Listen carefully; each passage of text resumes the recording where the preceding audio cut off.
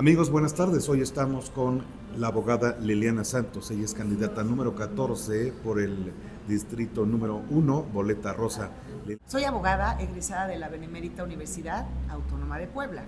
Mis inicios fueron en la entonces Procuraduría General de Justicia aquí en el estado de Puebla. Actualmente estoy ya por cumplir 22 años de servicio en el Poder Judicial de la Federación. Siempre he sido muy solidaria. Nunca me han gustado las injusticias. Y eso fue lo que a mí me inspiró para ser abogada y además estudiar en la Benemérita Universidad Autónoma de Puebla. Siempre fue una universidad a la que le he tenido mucha admiración y mucho respeto y tuve el gusto de poder egresar de ahí. Mi trayectoria, te platico que inició desde meritoria, es algo que siempre me gusta compartirlo porque eso significa hacer méritos, desde coser un expediente, entre sellarlo, que el expediente se presentara bien y después tuve la oportunidad de tener mi primer nombramiento como oficial judicial, que son los compañeros que se dediquen a hacer las transcripciones pues, de la información con la que se integra un expediente. Después tuve la oportunidad de ser actuaria judicial para notificar todo tipo de resoluciones, desde luego las sentencias. Y bueno, ya con el proceder del tiempo, el transcurso más bien del tiempo, tuve la oportunidad de tener mis nombramientos como secretaria proyectista en juzgados de distrito. Actualmente tengo el cargo de ser secretaria de tribunal colegiado de circuito.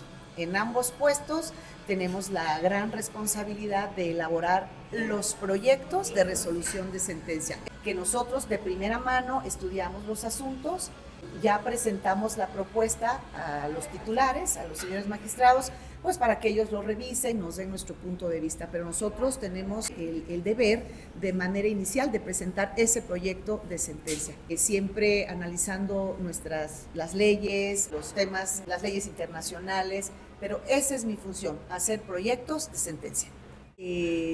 Todos los días estudiamos asuntos donde hay mucha injusticia y en estos 22 años te puedo decir que he visto de todo, pero hay un asunto en particular que sí me dio tristeza, me dio preocupación y desde luego me dio toda la entereza para poder resolver de forma justa. Fue un asunto en el que fue promovido por un juez federal, no de Puebla, pero el asunto se tuvo que resolver aquí en el estado. Y pues fue en contra de quien era su esposa y que inclusive ella fue también servidora pública de la institución, pero bueno, salió de la función y después de ser servidora pública y madre de familia, pues terminó siendo solamente madre de familia y empezó a enfrentar pues los problemas que el papá de su hijo, siendo servidor público federal, le empezó a promover en su contra. La temática se dio en medio de la pandemia y entonces todas estas condiciones orillaron a la mamá del niño pues a promover también a su vez amparo para evitar que las convivencias fueran de manera presencial. En el fuero común, el juez de distrito ya había obtenido a su favor, y también válidamente, quiero decirlo, las visitas presenciales. Sin embargo, era un niño de menos de 3 años de edad menos. Y pues la madre de familia sí estaba desesperada en decir, a ver, no, yo prefiero que las visitas sean virtuales, porque esta modalidad también así se dio. Y finalmente ella promovió amparos para que se evitara que se diera el cumplimiento a esta determinación de que las visitas fueran presenciales. Entonces promueve un amparo, no le va bien, y en el mismo día promueve otro y sí le va bien. Entonces, bueno, se llega al punto en el que el señor juez federal pues denuncia a la madre de su hijo por haber violado una disposición de la ley de amparo, por haber promovido 2 amparos en un día, lo cual le fue benéfico al juez, y de tal manera que este asunto llegó a un punto en el que le dictaron auto de vinculación a proceso a la mamá. Ella acude al amparo, bueno, más bien apela, y en la apelación que corrió a cargo del Poder Judicial de la Federación, porque la naturaleza del delito es federal, ahí le dictan auto de no vinculación a proceso. Y no obstante esa situación, que además fue un fallo correctamente dictado, no obstante esa situación, el servidor público federal promovió recurso de revisión, del cual correspondió conocer al tribunal al que estoy adscrita, y en específico fui la encargada de realizar el proyecto. Fue un asunto, pues lo digo con toda sinceridad, triste, porque ahí podemos ver cómo en ciertas personas y en ciertas ocasiones hacen uso del poder a toda costa sin pensar que está de por medio un niño, en este caso su hijo, pero además también que está de por medio una mujer que se ha dedicado no solo en su momento a trabajar, sino además a cuidar de ese niño, ¿no? Entonces, cuando el asunto llega, pues el servidor público federal dice, te pido por favor que analices el asunto, es ilegal que le hayan dictado un auto de no vinculación a proceso porque violó una disposición de la ley de amparo, porque no es posible que haya querido suspender la convivencia con mi hijo de forma presencial, porque yo quiero que sea así y no en forma virtual, porque no es lo mismo. Pero además finalizó su recurso de revisión, sus agravios, solicitando que se le aplicara la figura de la perspectiva de género, la cual, si bien se tiene que aplicar para mujeres y hombres, lo cierto es que en esta figura se tiene que analizar si hay un desequilibrio de poder.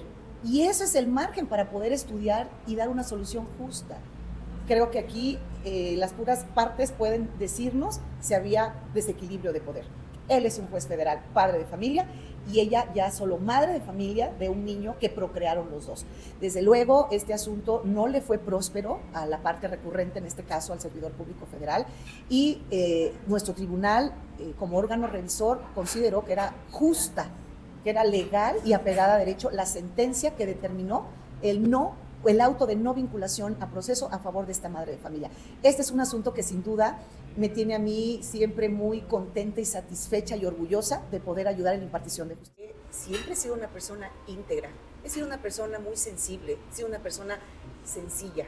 Y te lo digo porque todo aquel litigante, toda aquella persona que ha acudido a mi tribunal a recibir el servicio que tengo la obligación, porque soy servidora pública, lo puede decir. Siempre he tenido esa integridad de poder explicar los asuntos sin ningún recoveco, sin ningún problema, sin ningún inconveniente, pero también he tenido esa humildad de poder explicar cada asunto. Primero, cuando estuve como secretaria de acuerdos. Fíjate que ahí, Gerardo, tuve la oportunidad de convivir directamente, día a día, no solo con los litigantes, con los familiares de las personas que tienen asuntos ahí. Recordemos que tenemos asuntos en los que son víctimas y en los que están privados de su libertad o están acusados de algún delito. Pero también hasta estudiantes han ido. Y ¿sabes qué? Siempre los he atendido personalmente, siempre he sido seria, siempre he sido cordial y siempre van a tener toda mi atención, pero sobre todo mi paciencia, que es algo que hago con mucho gusto, de poderles explicar cada palabra que signifique el trámite, o en su caso ahora que me desarrollo en los proyectos de sentencia, lo mismo. Entonces sí te puedo decir que la integridad es algo que en mí siempre van a encontrar y siempre ha existido. Quiero decirte que a lo largo de estos casi 22 años de servicio en el Poder Judicial Federal, nunca he tenido la necesidad ni me he visto envuelta en alguna situación en la que yo tenga que decidir un asunto por alguna presión.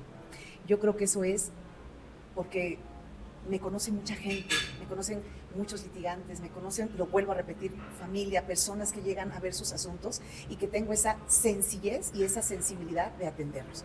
Entonces yo creo que eso lo único que refleja es que he sido ética y he sido sensible para aportar mi grano de arena en cada proyecto de resolución de sentencia que tengo el deber de elaborar. Yo quiero seguir compartiendo mi experiencia dentro de la institución, pero ahora me gustaría hacerlo como titular, ya resolviendo en forma directa, bajo mi responsabilidad, los asuntos.